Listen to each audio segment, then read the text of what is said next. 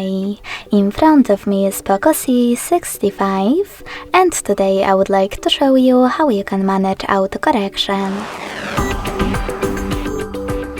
Begin by going into Devices Settings and scrolling all the way down to access additional settings.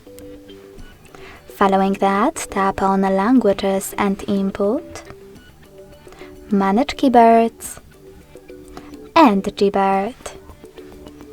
Then click on Text Correction, scroll down just a bit, and use this switcher next to Autocorrection. This way you can turn it off or on. Thanks so much for watching. If you enjoyed this video, smash that like button, comment and subscribe. Bye!